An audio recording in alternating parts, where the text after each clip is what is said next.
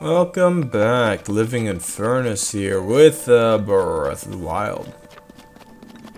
You might have noticed in these videos, I'm kind of low key, I guess. I'm recording at 11 o'clock at night. I just wanted to be sure that I had the opportunity to record.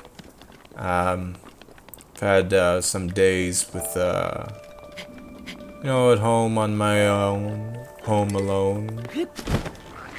A very terrifying experience for a 27-year-old man, for sure.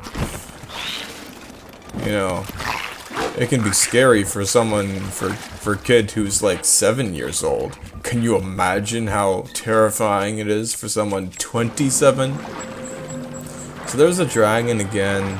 Farosh, I think it is, come to think of it. There's Farosh, Dinral, and Nairu something.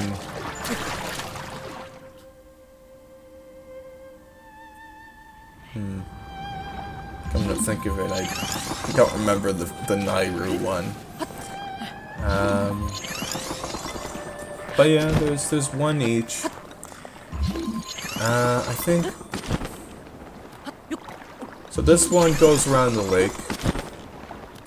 Another one goes through canyon. They all have this music, by the way. And one of them kind of climbs up, I think it's called Mount Hylia. Yes, there's not only Lake Hylia, but there's also Mount Hylia, which is kind of pointless. There's only like one shrine on it, maybe one in the snow drifts below it. It's an odd place, but yeah, it's on the itinerary, folks. We're gonna see that at some point. It's gonna be a wonderful time.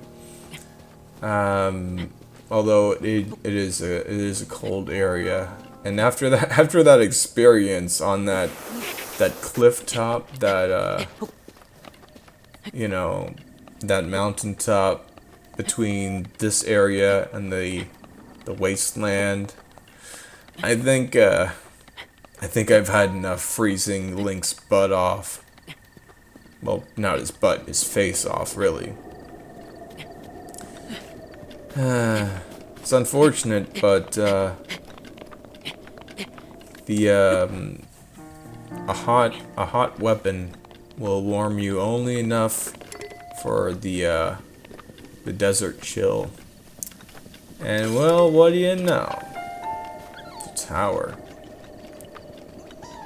I don't know if there are a lot of shrines in this area. There's probably a few, of course, in every area, but I'm not actually gonna spend a lot of time in this area for the time being, though. But it's good to get the tower done, you know. It's the lake tower. And the trick about this one, the thing here, is that there's all these pesky Lizalfos. Which is why it's good that I went at it this way. However dangerous that, I think that was a Blizzrobe. Was it? I think it was a fire one again. However much danger that posed to me, I can just climb away, for I am free. Wasn't there like a tagline, like something freedom?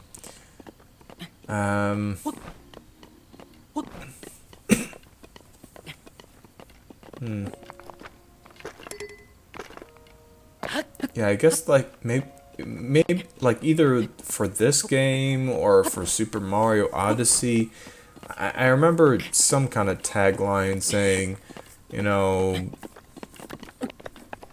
game, like, you're free to go wherever, like there's like a catchphrase.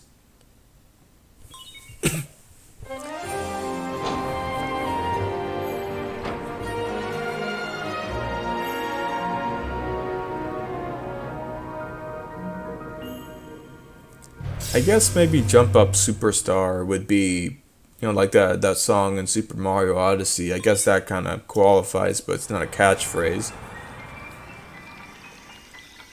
But a lot of verses in that kind of emphasized, hey, you can go anywhere in the levels that are actually not a whole lot larger than the ones in Super Mario 64. Or if they are much bigger, then I don't know. It's kind of odd. Like the Sand Kingdom is huge and sprawling. There's not a lot to jump around on, you know. And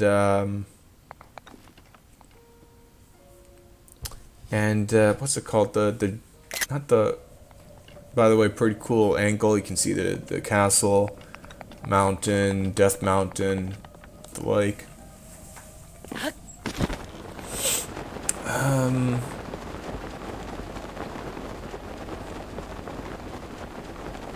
Wooded Kingdom. Wooded Kingdom is my favorite, but while it is really big, it's also very vertical, and there's a lot of spaces that are just kind of closed off. There are a lot of walls.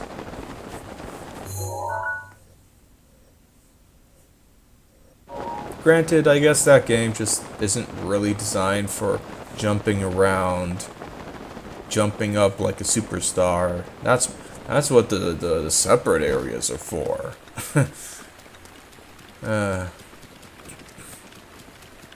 It's unfortunate because I think at least like on that end, I kind of like Super Mario 64 better because you didn't have the cap jumps, but you also, and I can't cry on us the rain, unfortunately.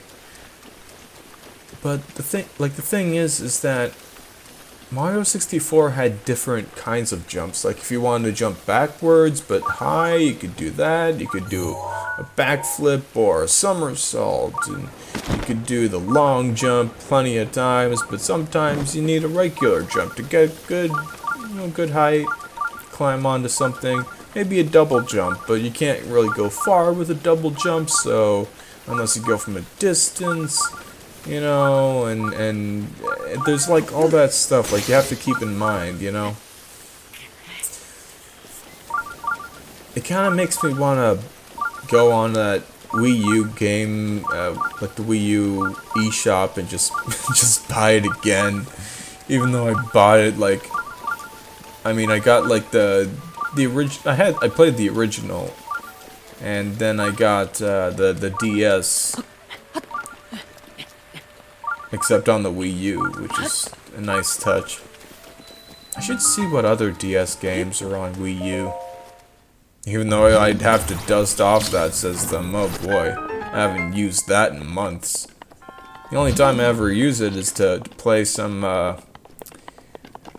Super Mario Bros. 2 Lost Levels. To keep racking up those playthroughs. It would be really good if that game was on the Nintendo Switch NES thing. For some reason, like, there's a lot of games that aren't on it. I mean, granted, there are, like, the main 3 Super Mario Bros. Games. Super Mario World, that is, you know, 1, 3, and World. But, they're just... I don't know. There are a lot of games that aren't on it. Like, I think, come to think of it, was... Oh wait, no, Super Mario World isn't on there. It's only NES games, because reasons. Although I get it, you know, only one Joy-Con works for that. You can play with a friend. You don't need another controller, I guess. I mean, technically, I think you can play an SNES game on that, you know, I think. Maybe that's something in, like, the next Nintendo Direct, you know. Now that, or then, you know, next year, when the, I think I'll, whatever, just throw that away, I don't care. I got other weapons. Yeah, now that that game, or now that I mean, because in 2020, the only thing there like left to really bring out, well, there's Metroid Prime 4, I guess. Eventually, maybe, sort of. Metroid Prime 4, probably like a Mario Odyssey sequel to be announced. Details on the sequel to this game. So I guess maybe 2020. I think it would be nice to have some SNES games, you know? I haven't really gone to that system. I never had an SNES. So, yeah.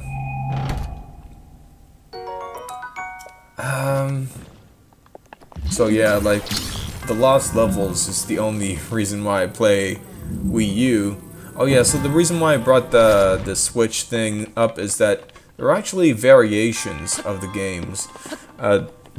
They're like completed editions, like Kid Icarus, where you're all decked out and you're shooting things in the shoot 'em up kind of level. There's also Metroid, when you're ready to take on Mother Brain. And a couple other things.